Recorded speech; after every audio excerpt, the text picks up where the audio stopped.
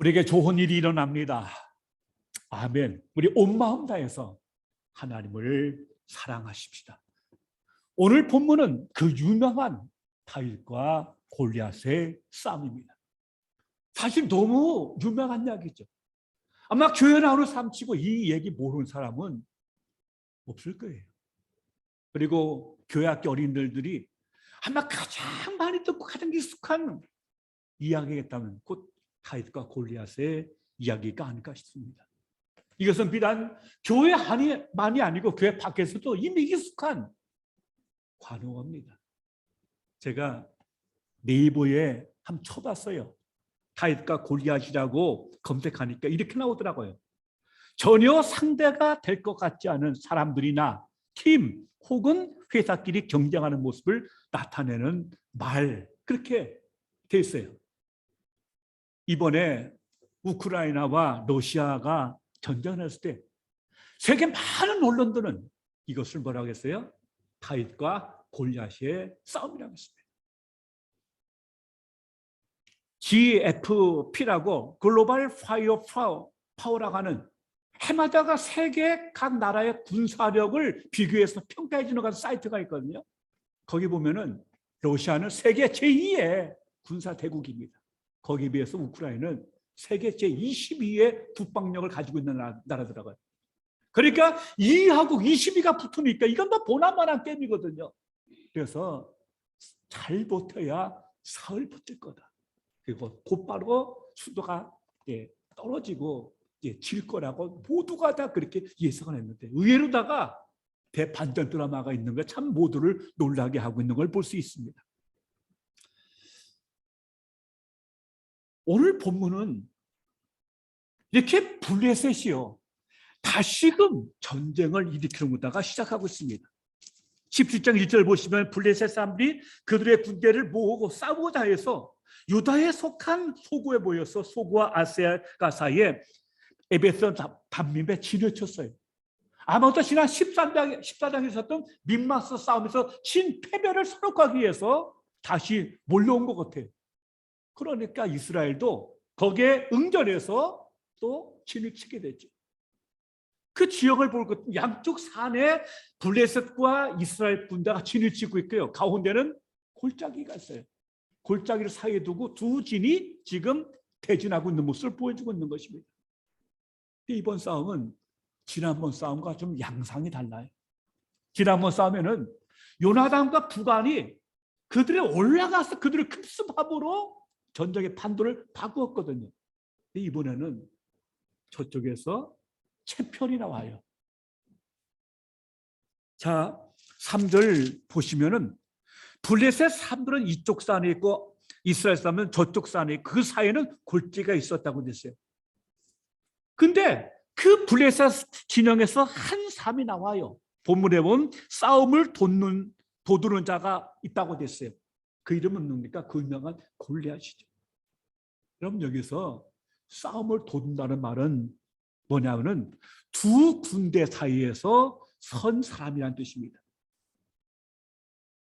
옛날 이집트나 헬라 문화권에서는 그런 데가 흔히 있었다고 합니다. 양국이 싸우잖아요. 군사를 쳤어요. 그때 뭐 여러 사람 죽이고 복잡할 게 뭐 있냐? 너희에서 대표 한 명 뽑아. 우리도 대표 한 명 뽑을게. 갖고 1대1로 맞짱을 뜨는 거예요. 그래서 이쪽이 이기면 여기가 굴복하고 저쪽이 이기면 서로 그런, 여러분 삼국지에도 가끔 이게 나오지 않습니까? 영화 트로이에서도 이게 참 잘 묘사되고 있어요. 원래 블레셋은 그리스 문화에서 흘러나온 한 동족이거든요. 그래서 그들에게는 이것이 굉장히 익숙했던 것 같아요. 그래서 골리앗이라는 엄청난 장수 하나가 나와서는 이스라엘 진영을 향해서 소리 지르면서 싸움을 도두고 있는 모습을 보여주고 있습니다. 이 골리앗이라는 이름은 떠나다 혹은 유랑자라는 뜻을 갖고 있어요.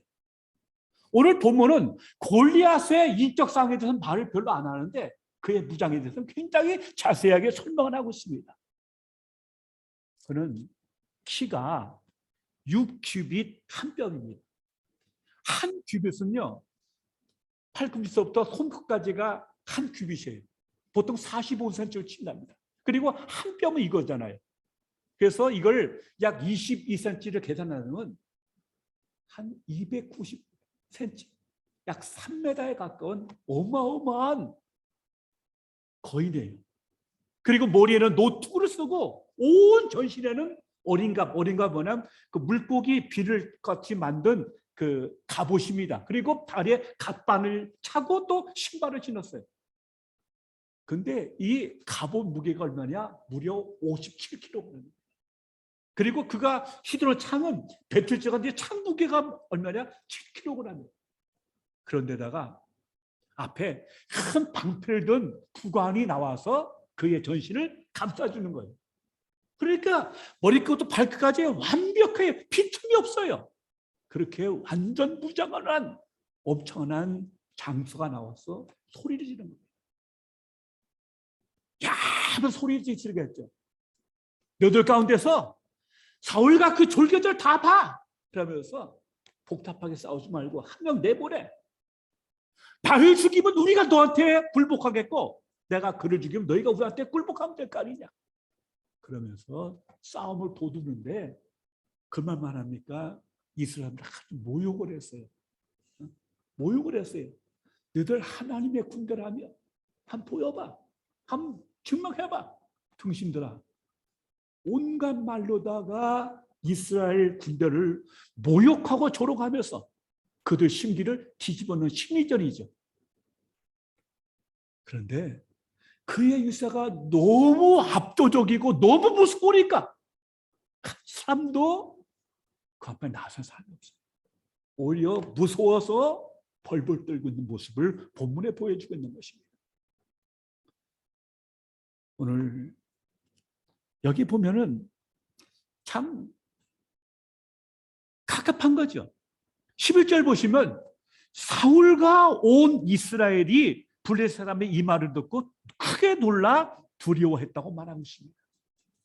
그럼 놀라다는 말은 원래 깨지다 혹은 부서지다는 뜻을 가진 단어입니다. 이것은요, 가뭄이 극심하면 높바닥이 다 갈라지고 깨지지 않습니까? 그걸 묘사할 때 쓰는 단어예요. 그런데 이것을 전쟁 상황에 적용한다면 너무 놀라고 단마음이 갈갈이 깨지고 사기가 완전히 바닥을 치는 그런 것을 묘사하는 단어입니다. 그러기를 무려 40일을 했어요. 갈수록 사기가 아예 바닥을 치고 마는 겁니다. 이번 우크라이나와 러시아의 전쟁이 모두의 예상을 빗나갈 정도가 러시아가 고전에 고전을 면치 못하지 않습니까? 여러 이유가 있는데 그 중에 중요한 거 하나가 러시아 군인들의 사기가 바닥을 쳤다는 거예요. 원래 전쟁 들어오지도 못하고 특별 훈련을 한다고 여기까지 왔다는 거예요. 그러면 우크라이나 국민들이 환영할 거라고 했는데 환영은커녕 그리고 세상에 얼마나 먹을 게 없으면 세상에 10년도 더 된 지금 뭐요? 10년 전에 나온 유효기간 10년도 더 된 전투식량을 먹이고 그러고 있고 갑자기 와갖고는 우크라이나 민간을 총을 쏘아서 죽이라는데 아무리 국리라 하더라도 전쟁 들어가도 그거 아무나 할 수 있는 게 아니지 않습니까? 그러다 보니까 러시아 군인들 사기한 바닥을 치고 있어요. 그러니까 탱크 버리고 도망가고 투항하고 하다 보니까 완전히 전열이 흐트러지고 사기가 바닥을 치니까 전쟁이 되지 않는 거죠. 한번 생각해 보십시다. 여기서 나와갖고 고함을 치고 소리 지르고 밤하라도 오금이 지르는데 그러길 무려 40을 한다고 생각해 보세요. 그걸 듣고 숨고 무서워하는 이스라엘 군인들의 사기가 뭐가 되겠습니까? 완전히 다 쪼개지고 갈라지고 바닥을 칠 수밖에 없는 거예요. 오늘 본문에는 특별히 사울과 이스라엘 백성이라고 하면서 사울을 꼭 집어서 그 이름을 기명하고 있어요. 왜 그럴까요? 그럼 하나님께서 사울을 이스라엘 왕 삼은 이유는 첫째가 뭔지 아세요? 저 블레셋의 침략으로부터 블레셋의 공격으로부터 이스라엘 구해내라고 첫째 사명이 바로 그거였는데 사울이 전혀 못하고 있어요. 일반 백성과 똑같이 벌벌 떨고 있어요. 그리고 이스라엘에서 가장 큰 사람이 누굽니까? 사울이잖아요. 머리 하나 더 컸잖아요. 그래도 불과가 전혀 그 앞에 숨소리도 제대로 내지 못하는 기가 막힌 상황이 무려 40일을 계속하고 있는 겁니다. 여러분, 성경에서 40이라는 숫자는요, 고난을 뜻합니다. 고난에 박빠질 뜻합니다. 그런데 40일씩 그 고통의 세월이 지나갔으면 뭔가 새로운 국면이 필요해요. 뭔가 새로운 돌파구가 필요합니다. 그때 또 쓰이는 단어가 바로 40일. 그런데 현 상황에서는 어떤 것도 반전의 기미가 보이지 않아요. 어떤 희망도 보이지 않아요. 그때 갑자기 다윗이 등장하는 겁니다. 여러분, 이 전쟁에는 이스라엘 백성은 만 20이 돼야 성인 취급받고 전쟁에 나갈 수가 있어요. 국가 부름을 받을 수 있어요. 근데 다윗은 아직 그 나이가 안 됐어요. 학자들은 약 19세가 아니었을까 그렇게 추정합니다. 그래서 처음부터 다윗은 그 전장터에 없는 사람이에요. 근데 어떻게 갑자기 등장했을까요? 사연은 이렇습니다. 다윗의 집에 형들이 있는데 엘리압과 나답과 삼마 세 형제가 형이 그 전쟁에 나와 있는 거예요.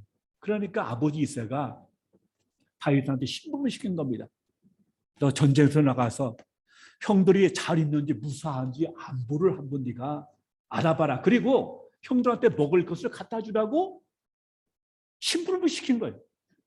그래서 심부름차 그 전장터에 다윗이 등장한 겁니다. 우리는 성경 24절에 볼 것 같으면요, 어제 와서 형들과 무난하고 있는데 마침 그때에 골리앗이 나타나고 또다시 쏟아붓는 거예요. 쏟아내는 거예요. 어떤 군사가 말하기를 저 사람 보라고 말이야. 저것만 없애면 사울 왕이 아주 은금을 하사할 것이고 자기 사위 삼을 것이고 그 집안은 세금을 면제해서 자유로운 집안을 만들어 줄 것이라는 그 사울 왕이 내는 공약을 얘기하는 거예요. 그러니까 다윗이 물어요. 그게 그 말 사실 다시 한번 얘기해봐. 확인하고 하는 소리가 뭡니까? 자, 26절입니다. 우리 함께 읽겠습니다. 26절. 시작. 다윗이 곁에 서 있는 사람들에게 말하 이르되 이 블레셋 사람을 죽여 이스라엘의 치욕을 제거하는 사람에게는 어떠한 대우를 하겠느냐? 이 할례 받지 않은 블레셋 사람이 누구이기에 살아계시는 하나님의 군대를 모욕하겠느냐? 그러니까 다윗이 어떤 대우 해준다고? 확인을 해요. 그러면서 뭐라고 합니까? 이 할례 받지 않는 블레셋 사람이 누구이기에 살아계신 하나님의 군대를 모욕하겠느냐? 어떤 학자들은요, 오늘 26절은 말입니다, 성경에 처음으로 등장하는 다윗의 목소리입니다. 다윗의 말이에요. 처음 등장한 다윗의 말이거든요. 이 짧은 한 구절 속에서 학자들은 다윗이 굉장히 영악한 모습을 읽어내요. 보상을 확인하는 겁니다. 어떤 걸 줄는지. 현실적인 감각에 예민한 다윗이라고 얘기하는데 사실 그것보다는 오히려 이런 뜻이 더 있지 않을까요? 보상 그거 상관없어. 어떻게 이 블레셋 이 할례받지부터 이방인이 하나님의 군대를 모욕할 수 있느냐? 전 있을 수 없다고 하면서 보상 상관없이 내가 나가서 저놈 내가 잡아버리겠다고 죽이겠다고 하는 어떤 그의 어떤 의분, 그의 분노를 여기서 표출했다고 보는 것이 더 정확한 해석일 것입니다. 다시 말씀드리면 이스라엘의 시골전 저 무리한 자를 죽이는데 무슨 보상이 필요하겠느냐라는 일종의 반호법이 될 수 있는 것이죠. 당연히 누군가가 나가야 하는데 아무도 못 나가니까 그럼 내가 나가서 저놈과 싸우겠다는 그의 거룩한 분노가 표출되고 있는 거죠.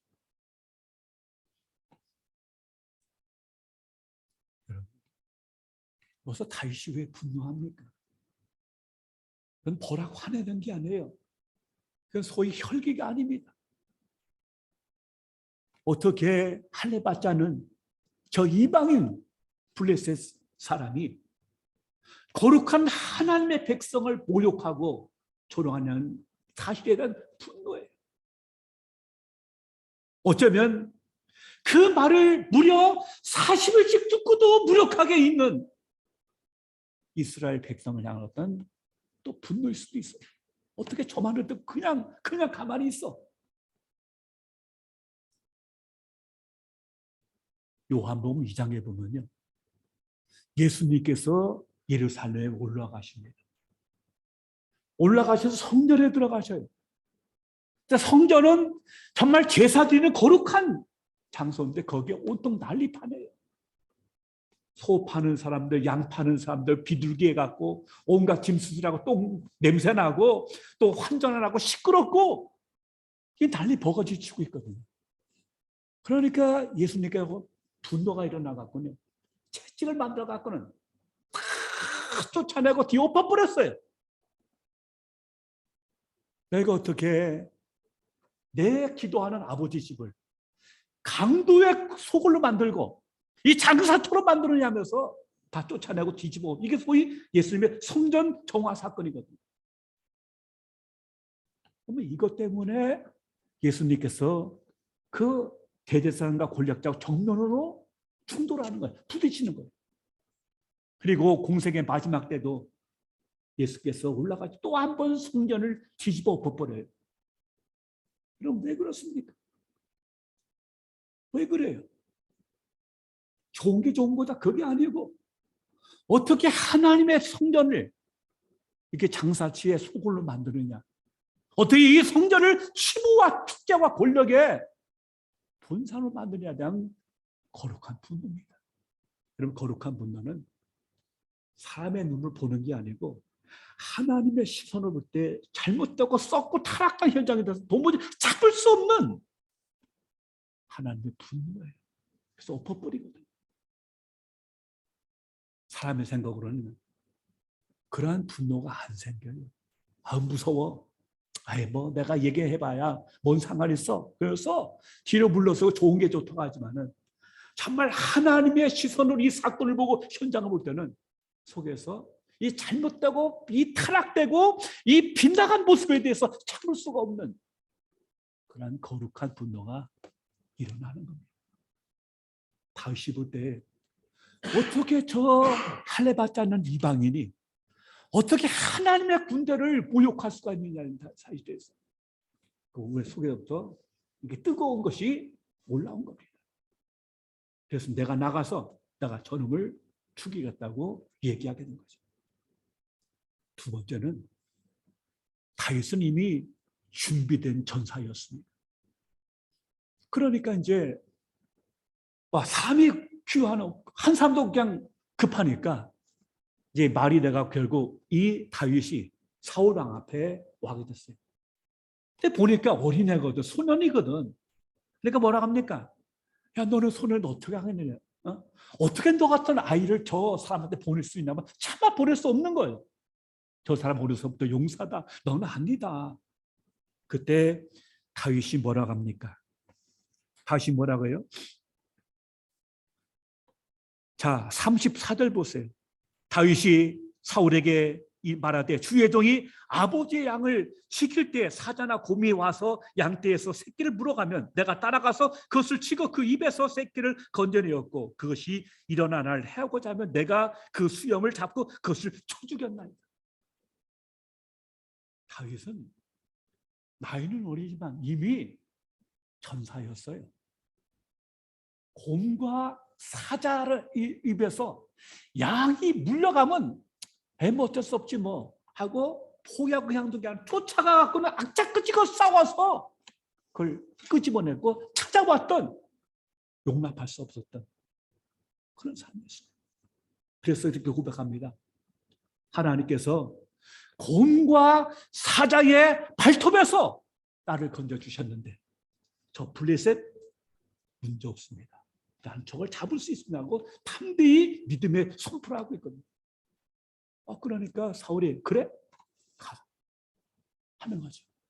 또 처음에 자기가 없어지기 불편하니까 다 벗어버리고 평소에 자기 스타일대로 나가서 차돌 5개 가다 물매라는 게 이렇게 끈이 있는데 그걸 잡아 돌리다가 탁 놓으면은 이게 쫙 가서 던지는 것 같은, 맞히는 것 같은 일종의 투석기거든요. 개인 투석기.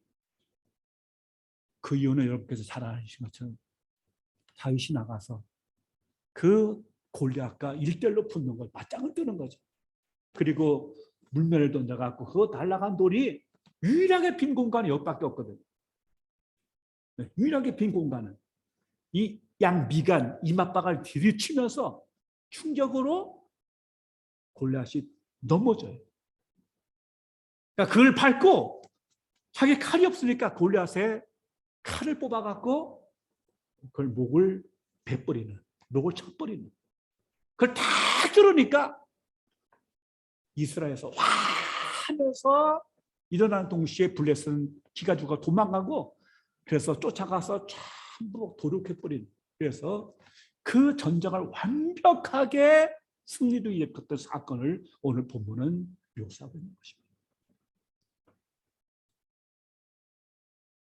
이 사건에 어떻게 가능해요? 첫째 내가 말씀드렸어요. 다윗의 그 거룩한 분노. 둘째는 그는 뭡니까? 이미 그 사람은 준비된 천사였습니다. 여러분 오늘 우리는 이 다윗의 고백을 통해서요. 그가 평소에 자기 일을 어떤 자세로 치열하게 살았는가를 보여주고 있습니다. 어린 소년이 곰이 온다, 사자가 온다, 그러면 내버려 사리기 바쁘죠. 어딜 감히 나가서 맹수하고 싸웁니까? 근데 다윗은 안 그랬어요. 용납할 수가 없었어요. 그래서 나이가 어림도 불구하고 돌을 던지던 뭐라 하던 가간 악착같이 쫓아가서 사자하고 곰하고 싸워서 내 양을 건져냈거든요. 찾아냈거든요. 이게 한두 번이 아니라 복수를 쓰고 있어요.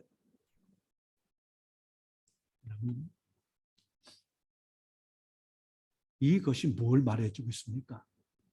이런 평소 그가 자신의 일에 얼마나 치열하게 임했는가를 보여줍니다. 그 목숨을 다해서 양을 지켜냈습니다.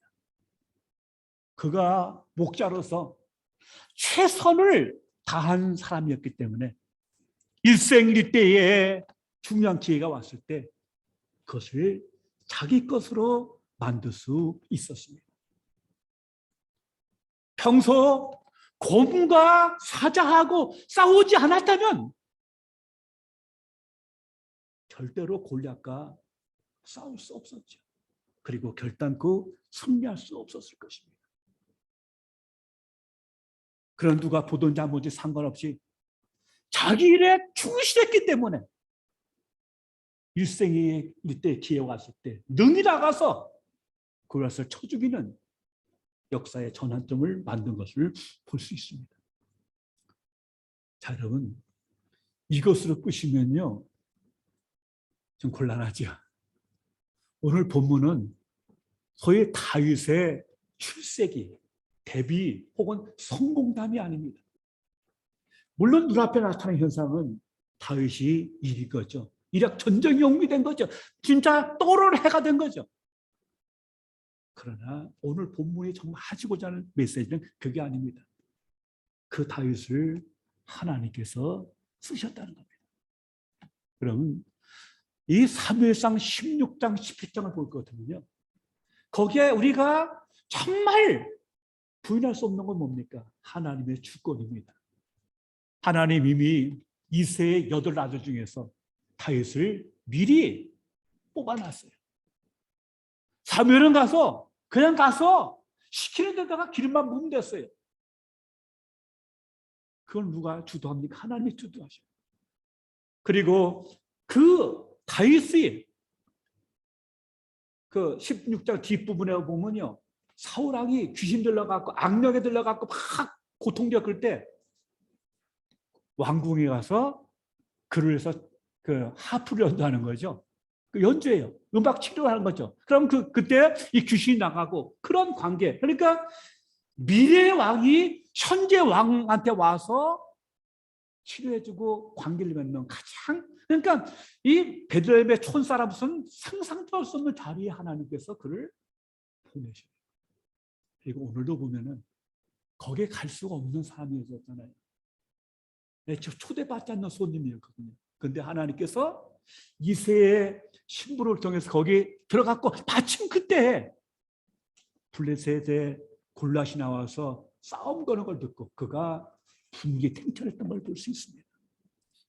여러분, 우리가 성경을 보면요, 우연히 혹은 마침 혹은 무심코 등등의 단어가 등장할 때가 있습니다. 룻기에서 보아스와 루시의 만남이 그랬고요. 요나의 때도 마침이란 말이 나오고요. 곳곳에 마침 혹은 우연 혹은 무심코란 말이 나와요. 열왕기상 22장 34절에 보면 미가 선지자가 그 북쪽 이스라엘의 아합 왕이 여호사밧과 함께 전쟁 나가서 나가는 모습을 보여주고 있거든요. 근데 아합은 악한 왕이었어요. 미가가 말합니다. 당신 죽는다. 그러니까 무슨 개소리 하냐고 했지만은 그게 실질마거든요. 그러니까 전쟁터 나가면서 왕복을 벗고 일반 평군사로다가 변장을 해요. 근데 전쟁에 나가요. 근데 성경에 이렇게 기록되어 있습니다.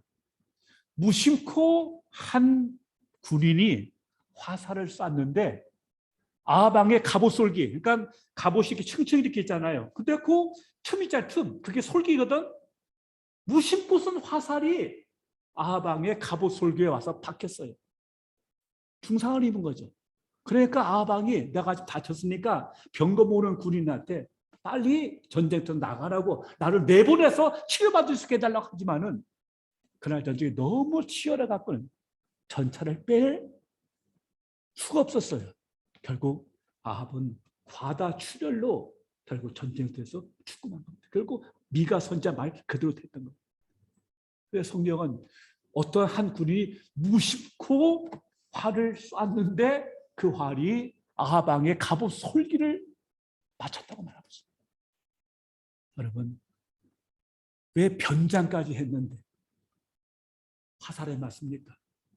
아니 왜 그 많고 많은 그것이 요 갑옷 솔기고 사이 그 빈틈에 그 화살이 꽂힙니까? 그게 우연이겠습니까? 아니에요. 우연과 마침과 무심 사이에 그 틈 사이에 뭐가 있느냐? 거기에 하나님의 역사가 있는 줄로 믿습니다. 아멘? 믿습니다. 그 타이밍, 그거는 인간이 만들 수 있는 게 아니에요. 오늘도 보면 마침 그때 하필이면 그 시간에 골리앗이 나와서 싸움을 거는데 그걸 다윗이 현장에서 들었고 그가 분노가 일어나갖고 결국 나가 싸우는 전환점을 이룬 걸 볼 수 있습니다. 제 인생에서 마침 우연이라는 참 기가 막힌 하나님의 타이밍을 제가 경험한 적이 있습니다. 제가 1990년대죠. 싱가포르에 와서 선교사 훈련을 받았어요. 그리고 인도네시아 이 땅 반동에 가서 사실은 반동 한인교회를 담임하면서 거기서 선교하는 그러한 일을 제가 제안받고 소개해줘서 그 교회를 찾아갔습니다. 근데 그 당시에 교회가 하나였는데 반동 한인교회는 장로님이 안 계셨고 어느 집사님 한 분이 이제 교회 대표였어요. 여러분, 그분 별명이 뭔지 아십니까? 총회장 집사님입니다. 총회장 집사. 감이 오시죠? 총회장 집사님. 그분이 온갖 교회를 전교를 휘두르는 그런 분이었어요. 일대로 전 면담을 했죠. 저는 그분한테 사랑의 교회 그 오카노 목사님한테 배운 제자 훈련 목회를 소개했습니다. 이러한 목회 철학과 이런 방법을 가지고 나는 목회하길 원한다고 그분께 얘기를 했어요. 근데 그분은 그때 뭐라고 했냐면은 그걸 거절했어요. 제가 왜 그 말씀 드리냐면 반동 거기는 선교사 어느 학교가 있어요. 그러니까 한국에 수많은 거기 거치지 않습니까? 그러니까 매 주일마다 설교자가 바뀌는 거예요. 누가 오면 바로 세우고 그랬거든요. 화려한 뷔페죠. 그러나 목회적으로는 좀 문제가 있었어요. 제가 제자 훈련 목회를 소개했던 거죠. 근데 그분과 거절하거든요. 그때 하신 말이 제가 지금도 기억합니다. 목사님, 교민교회는 한국교회와 다릅니다. 라고 하는 말씀이 기억을 해요. 결국 저는 한국으로 돌아왔고 한 10년 세월 지나면서 그 사건, 그 일은 제게 나름 좌절을 경험한 것이고 사실은 그게 좀 제게도 뭔가 좀 이렇게 마음이 편치 않은 얹힌 듯한 느낌의 시간이 있었어요. 그리고 지나다가 2001년도 인도네시아 제1의 아버지 학교가 자카르타에서 있었어요. 자카르타 주님의 교회가 주관해서 어느 호텔에서 그게 열렸어요. 지원자 아버지들이 모았는데 놀랍게도 반둥에서 그 교회에서 집사님 5분인다고 하는데 그중에 그분이 거기 계시더라고요. 그래서 저는 내가 아는 체를 하면부터 혹시 은혜 받는데 좀 이렇게 장애가 될까 봐 일체자가 아는 체를 안 했어요. 그리고 이제 마지막 시간이 아버지와 영성이거든요. 제가 강의를 하고 나서 그 다음에 이제 세족식이 있어서 남편이 아내의 발을 씻겨주는 그 예식이 있거든요. 밖에서 나 잠깐 쉬고 있는데 그래요. 스텝이 오셔서 하는 말씀이 목사님 그 반동에서 오신 분들은 아내가 오지 못했기 때문에 스텝이 그들을 발을 씻겨주는데 사람이 부족하다고 저도 도와주려 알았다고. 그래서 이제 들어왔는데 이제 분위기 때문에 불을 좀 끄고 어두운 분위기에서 진행하거든요. 그래서 보니까 맨 앞에 한 자리가 비었어. 제가 이제 거기 가서 어두우니까 무릎을 꿇고 기도하거나 그분의 발을 이제 하나하나 정성껏 이렇게 누군지 몰라요. 닦아줬어요. 그리고 수건하고 이제 발을 다 이제 닦아주거든요. 수건으로. 그리고 나서 일어나서 그분을 축복하는 순서를 해요. 제가 보니까 그 집사님이에요. 소름이 돋더라고요. 그래서 일어나서 그분을 허기걸 하면서 축복 기도를 하는데요. 저도 모르게 눈물이 나와요. 눈물이 나와요. 그래서 눈물로 나가 이렇게 기도하는데 그분이 그런 말씀 하시더라고요. 목사님, 죄송합니다. 제가 사람을 몰라 뵀습니다. 놀랐어요. 그분도 저를 알았어요. 근데 서로가 모른 척하고 지냈던 건데 아니 어떻게 그 많은 삶 중에서 딱 한 그 빈자리였는데 제가 그분의 발을 씻겨주고 축복 기도를 하게 된 거예요. 그래서 서로 끌어안고 서로가 울면서 기도해 줬어요. 저는 그분 지금 이름도 기억 못해요. 얼굴도 기억 못해요, 지금은. 근데 그분을 안고 기도해 주면서 뭔가 마음속에서 뭔가 얹힌 듯한 뭐가 딱 틀어지는 아주 속이 후련한 어떤 영혼의 자유함을 경험하는 그런 시간을 가지게 됐어요. 마치 누가 영화 다큐 찍는 것처럼 큐하고 연출하는 것처럼 정말 그 시간에 그거는 저는 정말 상상도 못하는. 그래서 제가 돌아와서 아버지 학교 홈페이지에 그거를 기록해갖고 올린 적이 있습니다. 사람이 계산한 게 아니고 사람이 연출한 게 아닌데 그렇게 만나게 하시고 그 타임을 만나게 해주셔서 서로 간에 어떤 마음에 그런 걸 털어내고 그걸 자유를 경험하는 참 저로서는 잊지 못할 그런 시간이었습니다. 저는 분명히 믿어요. 그것은 바로 하나님께서 하셨다고 저는 느낍니다. 그거 외에는 설명이 안 되는 그러한 스토리입니다. 여러분, 오늘 다윗의 이야기는 다윗의 성공담이 아닙니다. 다윗이 잘 싸웠다. 물론 잘 싸웠죠.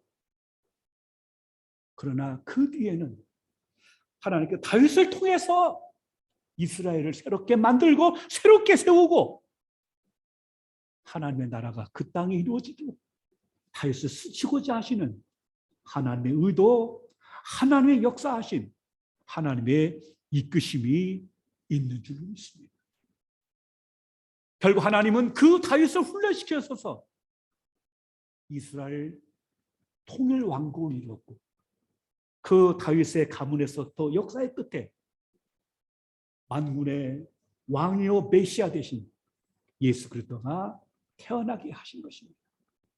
그걸 위해서 하나님은 초야에 묻히던 이름 없는 한 목동을 이렇게 당신의 시간표와 그걸 통해서 이스라엘 역사에 그를 대비시키고 있는 그런 것을 볼 수가 있는 겁니다.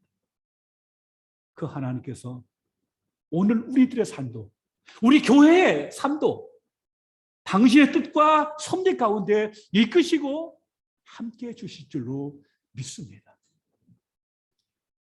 오늘 이 본문은 하나님의 역사의 큰 역사는 내 삶의 작은 순종에서부터 시작된다는 사실을 말씀하고 있습니다.